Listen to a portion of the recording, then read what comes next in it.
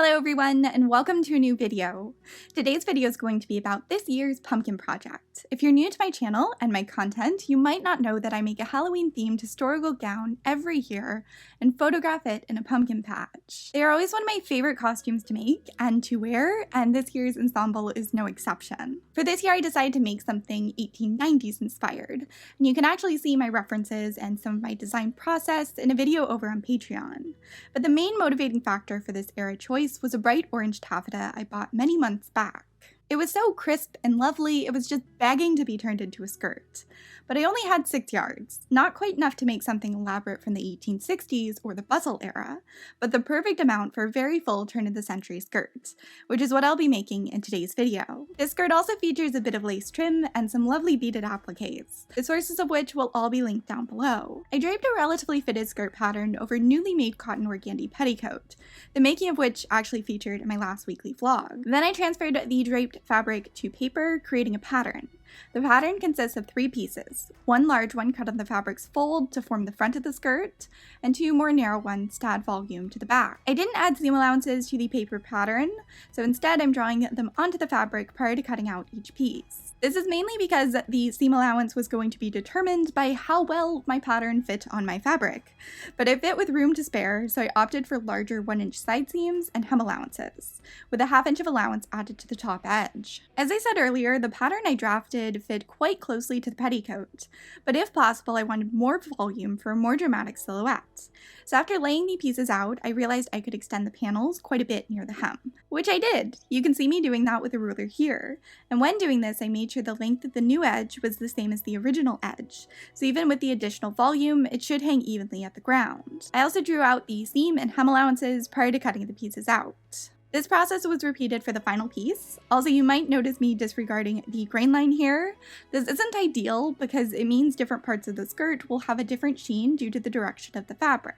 But the front panel is too wide to cut vertically on the fabric, and the back panels are too long to be cut horizontally.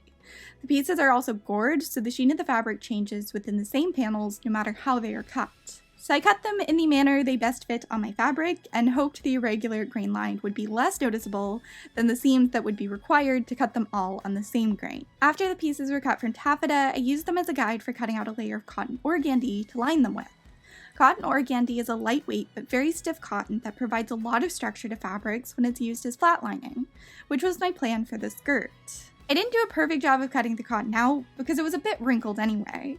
It will be cut to perfectly match the size of the taffeta after the layers are basted together. And after a thorough ironing of both the taffeta and the cotton organdy, basting was the next step. Each piece of taffeta was pinned to its corresponding piece of cotton, then the layers were basted together by hand. I like hand basting for things like this because the force of passing something through a sewing machine can cause the fabric to warp or shift, leading to puckers. This is generally less of an issue with stiff fabrics, like taffeta and cotton organdy, but can be a problem when you're working with really large pieces of fabric, because the weight of them makes them pass through the machine less smoothly. However, to make the hand basting process a little quicker and less frustrating, I like to use a really large needle, really large stitches, and a pre-waxed, pre-cut thread, which is a lot less prone to catching and tangling, and I'll link the one I used down below. After all the taffeta pieces were basted to their organdy counterparts, I trimmed the organdy to be even with the edges of the taffeta. Then I pulled out my original paper pattern and used it as a guide for marking the darts on the wrong side of the front panel. It was tempting to align the edges then mark the darts,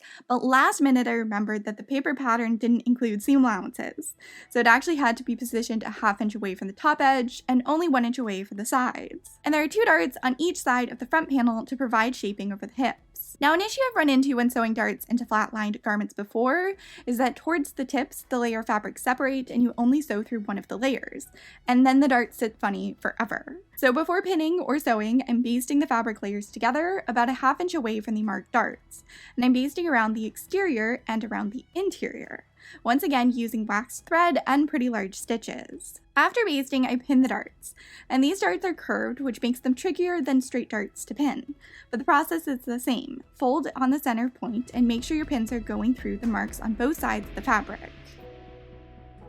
Then the darts can be sewn.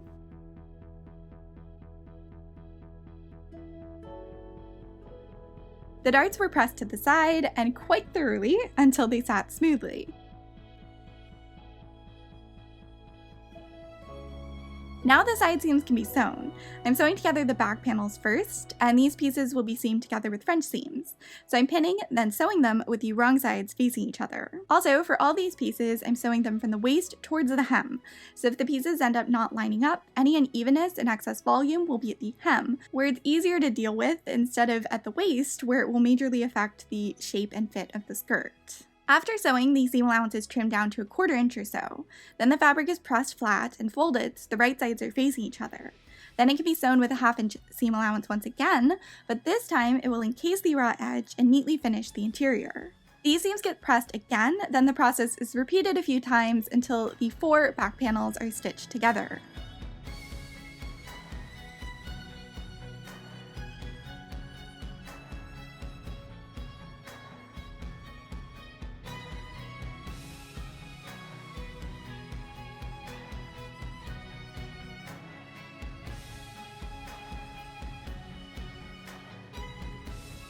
The next seam I'll be sewing is the right side seam, but first I'm encasing the top 15 or so inches of the side edges of these pieces in twill tape, so the raw edge isn't visible. The top of the seam will be left open to form the closure, so we'll get quite a bit of abuse, and I don't want the edges to fray. I lined the right side edges of the front and back panels, then made a mark 12 inches away from the top. I sewed from that point down using a 1 inch seam allowance. The seam allowance was pressed towards the back, and the top 12 inches of the front panel, which was left open, is turned inward by 1 inch, so it laps nicely over the back panel. The portion of the seam not encased in twill tape was trimmed down using pinking shears, making it less prone to fraying. Then I loosely whip stitched it down by hand, ensuring it will lay smoothly. After that was done, I sewed up the other side seam. The process of sewing, ironing, trimming, and whip stitching was the same. I just didn't have to fuss around with binding or leaving a portion of the seam open, since the closure is only on the right side. Speaking of closures, the fun didn't end there. I had to sew on the actual closures, which in this case are 5 snaps. These were sewn on by hand, 3/4 of an inch away from the edge of the fabric, and about 1.5 inches away from each other. You might recall a few steps ago when I pressed the portion of the front side edge left open inward to lap neatly over the back side edge. After sewing snaps into that portion as well, I whip stitched it into position so it will stay that way permanently.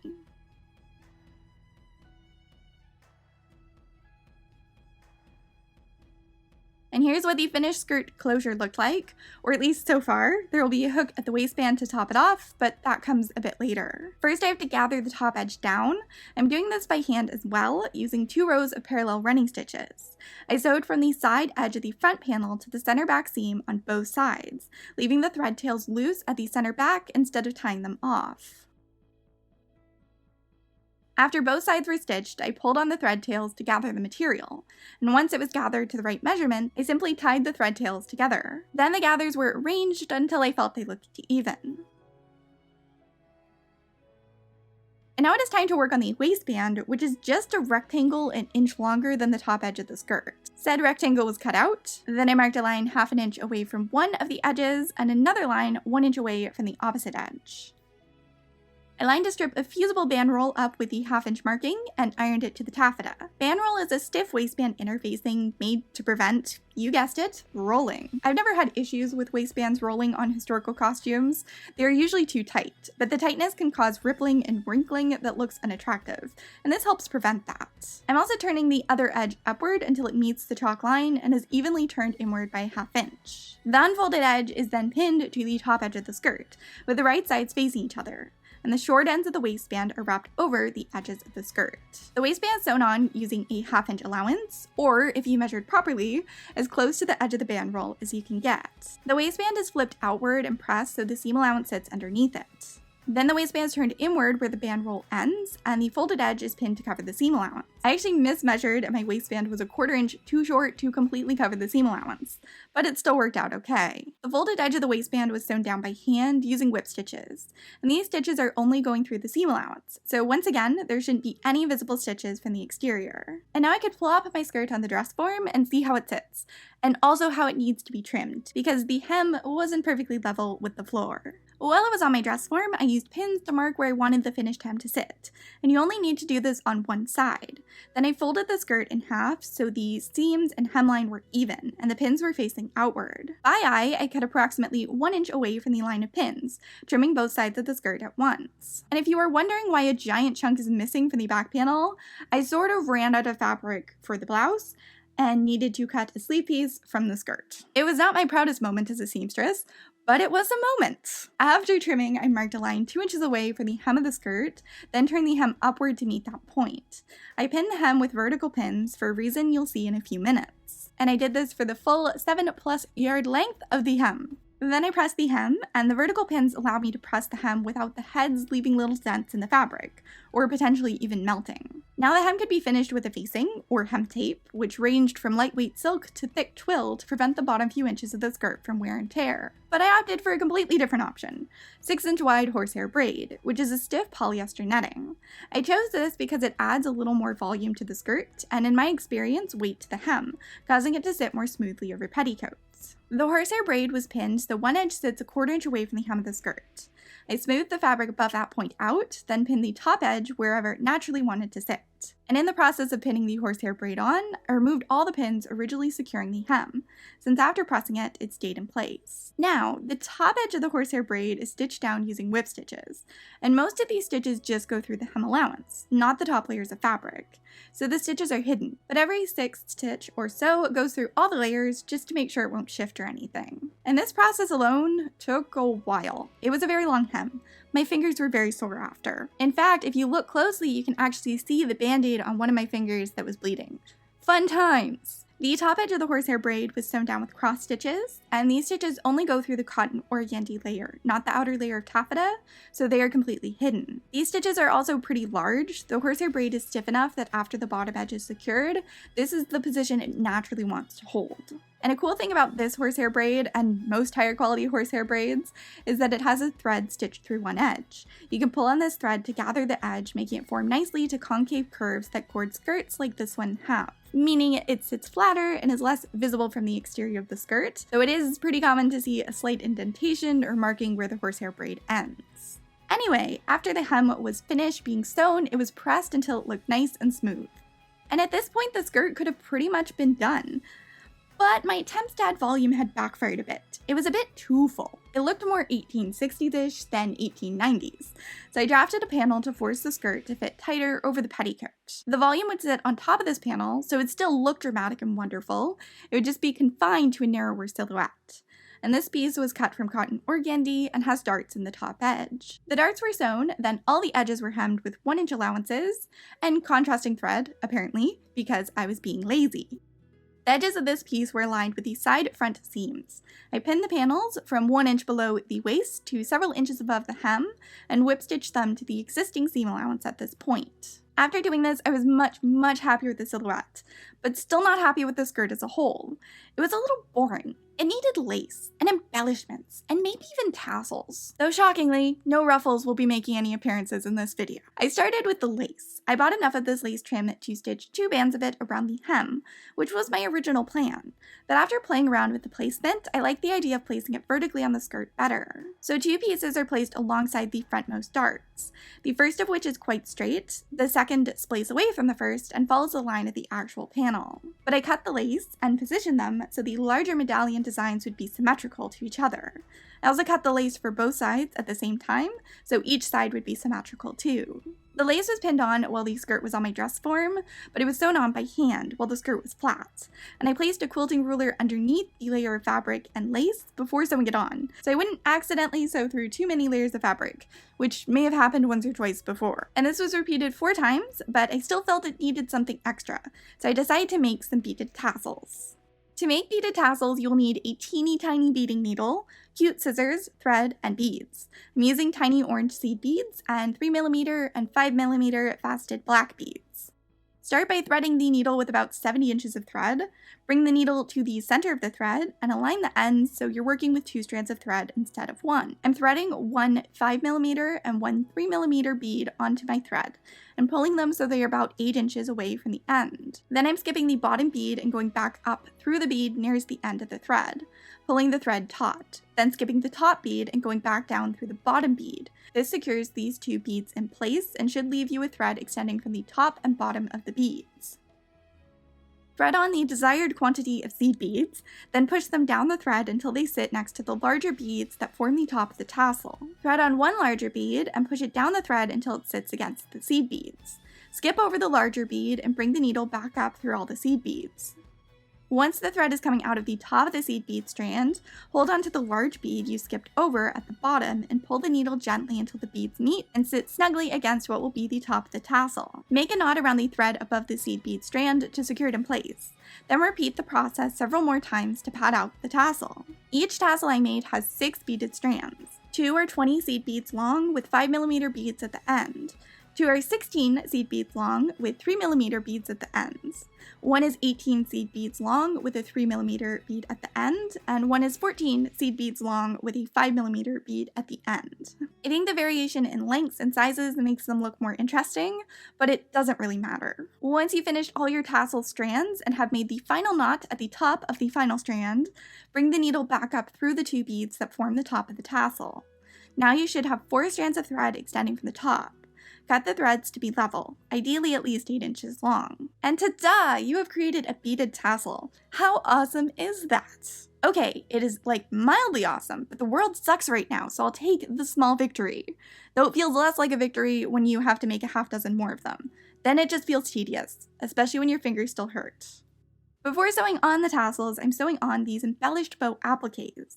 These are placed at the bottom of each vertical strip of lace. They are backed with fusible web, so I iron them into position first. But since they are beaded, you can't really put enough pressure on them for them to fully meet and fuse to the fabric, at least not to a degree where they feel secure. So I'm also going around each one with whip stitches to make sure they stay in place. And now I could sew on my precious tassels. Just thread the needle onto the threads at the top, then pull it through the fabric. I like to bring the needle back up through the fabric and over the point where the seed beads meet the top beads of the tassel, just to prevent it from flailing about. Then the thread can be knotted and tied off at the back of the skirt to keep the tassel permanently in place. I placed the skirt in my dress form once again, and now I was happy with the decorations on the skirt and the silhouette, but the back panels laid a little randomly, so I folded them to resemble pleats at the hem, then tacked the skirt at this point with some machine basting stitches. The final step was doing a fitting, which I generally put off for as long as possible, and in doing this, I figured out where the waistband naturally lapped and marked that point. Then I sewed a skirt hook in place at that point,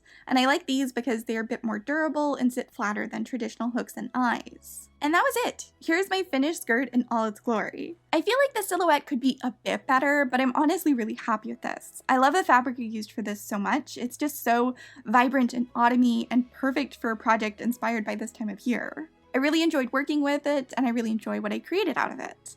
I also think the additions of lace and appliques and tassels just perfectly finish it off and add that little bit of something extra to it. I think it looks amazing with the blouse for this project too, which is actually what my next video is going to be about. And that video is coming very, very soon, so make sure to subscribe and stay tuned. Before I go, I do just want to give a shout out and thank you to my top tier patrons, who are Cass, Tracy Smith, Courtney F., Jerome Wigham, Mo Quintana, Sharon Cyrus, Emma Hargrave, and Jordan Carpenter. Thank you so much for your support, and thank you to everyone who is part of my Patreon, including all of the people whose names are on the screen right now.